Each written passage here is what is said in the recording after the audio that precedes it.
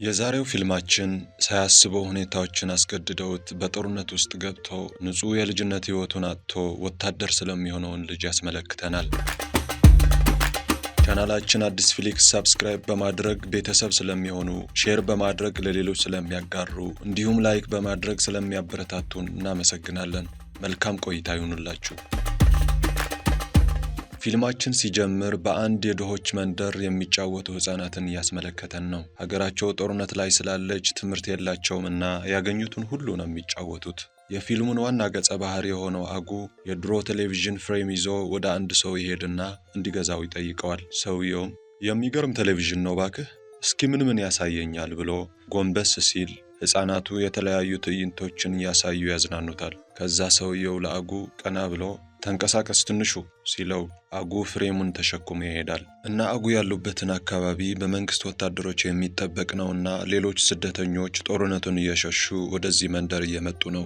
አጉም ጓደኞቹን ይዞ ወደ ወታደሮቹ ሄደና ለአንድ ወታደር ይህንን ቴሌቪዥን ግዛኝ አለው። ወታደሩም ምን ያሳየኛል ሲለው ጓደኞቹ ቅድም ለሰውየው እንዳደረጉት በፍሬሙ እየተንቀሳቀሱ ፈታ ያደርጉታል። ወታደሩም ደስ ብሎት ዋጋው ሲጠይቃቸው አጉ ምግብ ብትሰጠን ደስ ይለናል ስላለው ምግብ ጓደኛው አምጥቶ ይሰጣቸዋል። ትዕይንቱ ሲቀጥል አጉ ወደ ቤቱ ተመልሶ እናቱ ምግብ ስታዘጋጅ ያሳየናል። አባቱ አስተማሪ ነበር። አሁን ግን በጦርነቱ ምክንያት ትምህርት በመዘጋቱ በስደተኞች ጣቢያ ውስጥ እየሰራ ነው ቤተሰቡን የሚያስተዳድረው። አጉ ከታላቅ ወንድሙ ጋር በጣም ነው የሚዋደደው። በአንድ ቀን ወንድሙ ገላውን እየታጠበ እያለ አጉ ከጣራ ላይ ሆኖ ሽንቱን ሸናበት።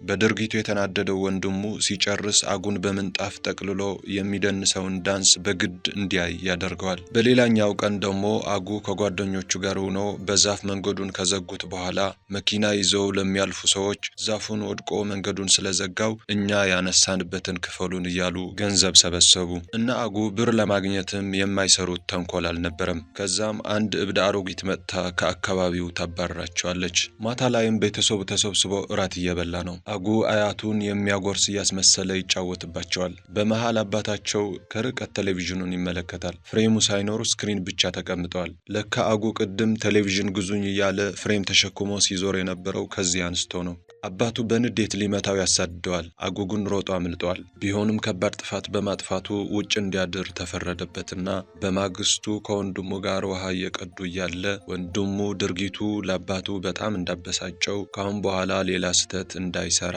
ያስጠነቅቀዋል። በሌላ ጊዜ አጉ በረንዳ እያጸዳ አባቱ ሬዲዮ እየሰማ ነበር። ሬዲዮው በአካባቢው ያለው ጦርነት በጣም እየከፋ መሆኑን ይናገራል። ምንም ጭንቅ የሌለው አጉ ግን አያቱን ሳር አፍንጫቸው ስር እየከተተ ይጫወትባቸዋል። በዛን ቀን ወታደሮች በብዛት ይመጡና ነዋሪዎችን ሰብስበው አካባቢው የጦርነት ቀጠና ስለሚሆን ለቀው እንዲወጡ ይነግሯቸዋል። በማግስቱ ጠዋት ጦርነቱ በጣም ስለተጠጋ ሁሉንም የመንደሩ ነዋሪዎች አካባቢውን ለቀው ለመውጣት እየተራራጡ ነው። የነ አጉ ቤተሰብ የሚሄድበት መኪና በጣም ተጠቅጥቀዋል። ግን አባቱ ለሹፌሩ አጉን ከእናቱ ጋር አብሮ እንዲወስደው ቢለምነውም ሹፌሩ ግን ፈቃደኛ ስላልነበር የአጉን እናትና ሕፃኗን ብቻ ይዘው ጥለውት ይሄዳሉ።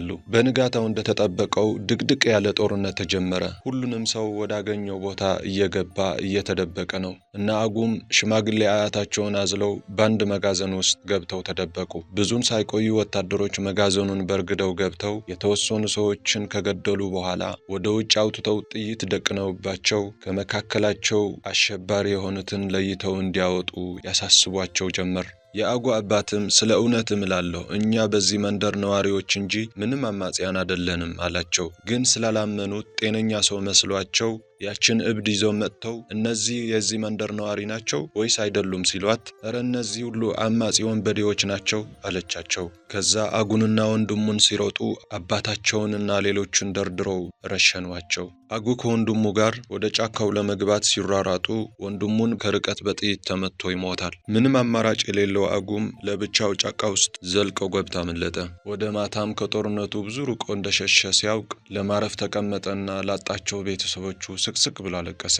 ከዛም በጣም ስለራበው የሚበላ ፍለጋ በጫካው ውስጥ ሲዘዋወር አንድ ጎጆ መሳይ ቤት አግኝቶ በውስጡም ያለውን ነገር ቢፈትሽም የሚበላ ነገር በማጣቱ ቅጠል ለመብላት ይገደዳል። ግን ወዲያውኑ ክፉኛ ያስመልሰዋል። በዚህ ሁኔታ መሃል ሆኖ አዳሩን አሳለፈ። በማግስቱ ሲነቃ ግን ራሱን በለየለት ተኩስ ውስጥ አገኘው። አማጽያኑ ነበሩ የመጡበት። መሪያቸው መጥቶ ምን እያደረግክ ነው እዚህ ጫካ ውስጥ አለውና ወደ አደገኛው ሕፃኑ ወታደር ስትሪካ አዙሮ ይገደል ወይስ ይቆይ ብሎ ጠየቀው። ስትሪካም ተውት በቃ አላቸው። አጉ በስትሪካ አማካኝነት ሕይወቱን ተረፈ። ከዛም አጉ በመንግስት ወታደሮች ቤተሰቦቹ ላይ ስለተፈጸመበት ዘግናኝ ግድያ ነገራቸው። በዚህ ጊዜ የጦር አዛዡ ይህ ልጅ ለጦርነቱ ይጠቅመኛል ብሎ ስላሰበ እነሱን መቀላቀል ይፈልግ እንደሆነ ጠየቀው። አጉም የቤተሰቦቹ ገዳዮች ለመበቀል እነሱን መቀላቀል እንደሚፈልግ ገለጸላቸው። ከዚህ በኋላ አጉ ወደ አማጽያኑ ቡድን እንዲቀላቀል ተደረገና አሸክመውት ከአካባቢው ተንቀሳቅሰው የአማጽያኑ ዋና ስፍራቸው ሲደርሱ ሌሎች እንደ አጉ የተያዙ ሕፃናትም በጦር አሰልጣኞች ተሰጥተው እንዲሰለጥኑ ታዘዘ። በንጋታው ጠዋትም ተዋጊዎቹ ሕፃናትና አማጽያኑ ምግባቸው ይመገባሉ ከአጉ በስተቀር። ተነስና ሰላምታ ስጥ አሉትና አጉም ተነስቶ ወታደራዊ ሰላምታ ሰጣቸው። ከጥቂት ደቂቃዎች በኋላ ለአዳዲስ ምልምሎች ስልጠና ተጀመረ። ስልጠናው የሚጀምረው ሁሉንም እንጨት ይዘው ጠመንጃ እንዴት እንደሚያዝና ዙሪያቸው እንዴት መቃኘት እንዳለባቸው እየተነገራቸው ነው። የአሁኑ ደግሞ የከፋ ነበር። እሳት ከስር የሚነድበትን መቀመጫ ላይ ለጥቂት ደቂቃዎች መቀመጥ። ይህን ከባድ ፈተና ካለፉ በኋላ ሁሉንም በግራና በቀኝ ተዋጊዎቹ ዱላ ይዘው ተደርድረዋል። በዚህ መሃል እየደበደቧቸው እየሮጡ ማምለጥ ነበር። አጉ እንደምንም ዱላውን ችሎ ፈተናውን አለፈ። ግን ሁሉንም እንደሱ አልነበሩም። አንድ ጓደኛቸው ክፉኛ ስለተመታ ወድቆ ወዲያውኑ ነበር አንስተው የገደሉት። ከዛ ፈተናውን ያለፉትን በሙሉ ደርድረው ጠበንጃ እየተኮሱ እንዲሳቱ አደረጓቸው። ምክንያቱም ተኩስ እንዳይፈሩ ለማለማመድ ነው። እነ አጉ አማጽያኑ ስለተቀላቀሉ አቀባበል ተደረገላቸውና በንጋታው ቀጣዩን የውጊያ ዓላማቸውን ተነገራቸው። ሰባኪ እያሉ የሚጠሩትን ተዋጊ ለሕፃናት ወታደሮች ስለ ጥቃቱ በደንብ አስረዳቸው። የመንግስት ወታደሮች በአካባቢው ሲያልፉም ከርቀት በአርፒጂ መኪናቸው አጋዩትና ተኩስ ከፈቱባቸው። የደፈጣ ጥቃት ካደረጉ በኋላ ሁሉንም ገደሏቸው። በመሃል አንድ የተረፈ ሰው ተገኘ። አዛዡም ለአጉ ግደለው አለው። አጉ ግን ፈራ። ታጋቹም እባካችሁ ልቀቁኝ፣ እኔ ወታደር አይደለሁም፣ እኔ ድልድይ ሰሪ መሐንዲስ ነኝ፣ ምንም ማውቀው ነገር የለም እያለ ቢማጸናቸውም አዛዡ ግን ለአጉ ይህ ሰው እኮ ቤተሰቦችህን የገደሉብህን ወታደሮች ተባባሪ ነው ሲለው አጉን በጭካኔ በገጀራው ጭንቅላቱ ብሎ ገደለው። ሌላኛው ተዋጊ ሕፃን ስትሪካ መጥቶ አጉን አገዘው። በዚህ ስራውም የመጀመሪያውን AK-47 ክላሽ ጠበንጃ ተሰጠው። ከዚህ በኋላ አጉ ማንነቱ ተለወጠ። በጉዟቸው መሃል ለእረፍት ሲቆሙ ሕፃናቱ ወታደሮች ዘና እንዲሉና እንዲጫወቱ ተፈቀደላቸው። ሌሎች ተዋጊዎች ደግሞ ለእራት ታቸው የሚሆን የሚበሉትን ነገር ሊያድኑ የመንግስት ሄሊኮፕተር መጣና ተደብቀው ያሳልፉታል። በንጋታው ትልቅ ጦርነት ይጠብቃቸው ነበር። አዛዡም ሁሉንም ተዋጊዎች ያሰለፈና ዛሬ ይህንን ከተማ እንቆጣጠራለን እናፈገፍጋለን እንዴ ሲላቸው ሁሉንም በፍጹም እያሉ ይመልሱለታል። ከዛም ከተማዋን ለመቆጣጠር ተኩስ ይከፍታሉ። አጉም አንድ ተዋጊ ነበር። ከብዙ እልህ አስጨራሽ ውጊያ በኋላ ከተማዋን ተቆጣጠሩ። ሁሉንም የድል ዜማዎች ከዘመሩ በኋላ በውጊያ ሕይወታቸውን ላጡ 11 ጓዶቻቸው ጸሎት አደረጉ። አጉና ስትሪካም በውጊያቸው ያጋጠማቸው ነገር ይነጋገራሉ። ከዛ አዛዡ ለአጉ ስለጠራው በመገናኛ ሬዲዮ እየተናገረ ያለ አጉ ይገባል። ከዚህ በኋላ በቅርብ ርቀት ያሉትን ከተሞች እየተቆጣጠሩ በመጨረሻም ዋና ከተማዋን ነፃ ማውጣት እንዳለባቸው ከዋና አዛዡ ትዕዛዝ እየተቀበለ ነው።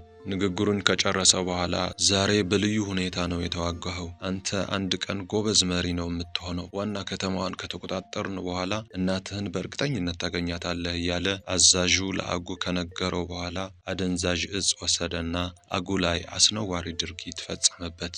በንጋታው ሰባኪው ግንባሩን በቢላ መትቶ ወዲያውኑ እንግዳ የሆነ ዱቄት በጭንቅላቱ ላይ ይቀባዋል። አጉም ድንዛዜ ውስጥ ገባ። የተለያዩ ልዩ ልዩ ድምጾችን ተሰሙት። እንደተለመደው አዛዡ መጥቶ አነቃቂ ንግግሮችን እንዲሰሙ ከተደረገ በኋላ ወደ መንደሩ ገብተው ያገኙትን ሰው እንዲጨርሱ ታዘዙ። ወደ መንደሩ ገብተውም ያገኙትን ንጹሐን ሰዎች በሙሉ መፍጀት ጀመሩ። አጉ የጦርነት ሕይወቱን እየተረዳ ነበር፣ ግን ረፍደዋል። አሁን የለየለት ጭካኔ ውስጥ ገብተዋል። ከጓደኞቹ ጋር ሆኖ ወደ አንድ ሕንፃ ገባ።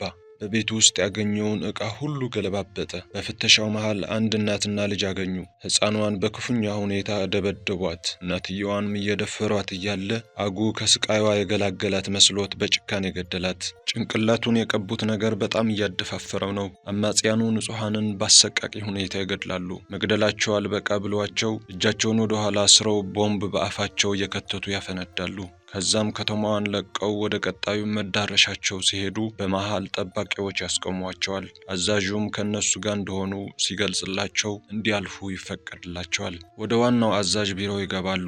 ባለስልጣኑና አዛዡ ስለ ውጊያው እያወሩ ነው። የናአጉ አዛዥ ጦር ሰራዊት መሪ የሚሆንበትን ጠቅላይ አዛዥነት ይሰጠኝ ብሎ ሲጠይቅ፣ በተቃራኒው ባለስልጣኑ አንተ ለህዝብ ግንኙነት የምትመጥን ሰው ስላልሆንክ ያንተን ቦታ ለቱአይሲ ትሰጠዋለህ አለው። ነገር ግን በሙሉ ያገኘውን ሰው እንዲገድል ያዘዘው ራሱ ኃላፊው ነበር።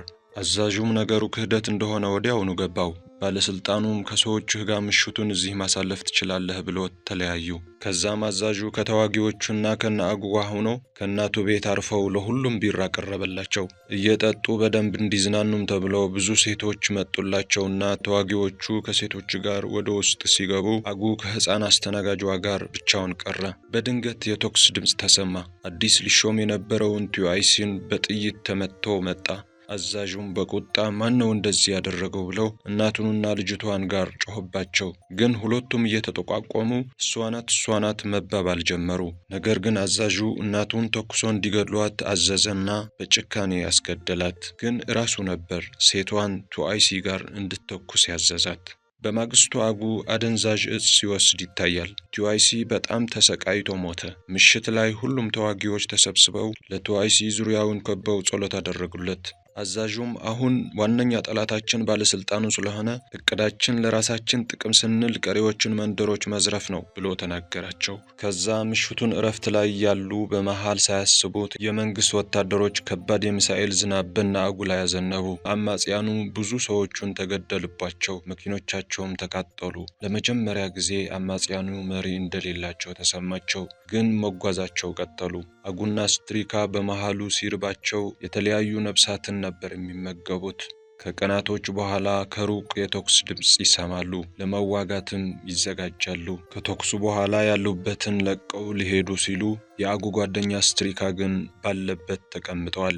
አጉ ለምን እንደማይሄድ ሲጠይቀው ስትሪካ እንደተመታ ይገልጽለታል። ምንም አማራጭ ያልነበረው አጉ ጓደኛውን አዝሎ መጓዝን ይቀጥላል። ግን ብዙም ሳይቆይ ካዘለበት ሲያወርደው ስትሪካ ዝም ብለዋል። ሞቶ ነበር። አጉም በዚህ ጦርነት መሃል ያገኘው ከሞትም ያዳነው ብቸኛ ጓደኛውና ወንድሙን ስላጣ ስቅስቅ ብሎ አለቀሰ። ሌሎች ጓደኞቹም መጥተው ቅጠል አለበሱት። አጉም በሐዘን ውስጥ ሆኖ ትቶት ለመሄድ ተገደደ። አሁንም አማጽያኑ ውጊያ ላይ ነበሩ። ሰባኪው ሂድና ጥይት ይዘህልኝና ብሎ ለአጉ አዘዘው። አጉ ጥይቱን ለማምጣት በምሽጉ መሃል ሲያልፍ ተዋጊዎቹ ተሰላችተውና ተስፋ በቆረጠ ስሜት ውስጥ ሆነው ያያቸዋል። ወደ አዛዡም ሂዶ ሰባኪው ጥይት እየጠየቀ መሆኑን ይነግረዋል። ሰባኪውም ጥይት ስላለቀበት ተናዶ ወደ አዛዡ ይመጣና ጥይት እንዲሰጠው አለበለዚያ ስራውን አቋርጦ እንደሚሄድ ይነግረዋል። አዛዡም የጦር ወንጀል የፈጸሙት ሁሉ ወደ ኋላ የሚመለሱበትን ምንም ማምለጫ መንገድ እንደሌላቸው ይገልጽለታል። በመካከላቸው ከባድ ውጥረት ይነሳል። ውጥረቱ በስምምነት ይጠናቀቅና ትላልቆቹ ተዋጊዎች በጦርነቱ የተሸነፉ ስለሆነ አካባቢው ለቀው ይሸሻሉ። ሕፃናቱ ተዋጊዎች ግን በዩኤን ተዋጊ ወታደሮች ይማረካሉ። በንጋታው አጉ ምቹ ስፍራ በሚመስል ክፍል ውስጥ ከእንቅልፍ ይነቃል። ውጭም ልጆች እየተጫወቱ ነው። አንድ ሰው መጥቶ ምን እየተሰማው እንደሆነ ይጠይቀዋል። ግን አጉ ሊመለስ በማይችል መልኩ ተሰብረዋል። በእንቅልፍ ልቡም የጦርነት ትውስታዎች እየመጡበት በርካታ ሌሊቶችን አሳለፈ። ከብዙ ሳምንታት በኋላ ትንሽ በትንሽ ማገገም ጀመረና በመጨረሻም አጉ ንጹህ የሆነውን የልጅነት ጊዜውን ማጣጣም ሲጀምር ፊልሙ ያልቃል።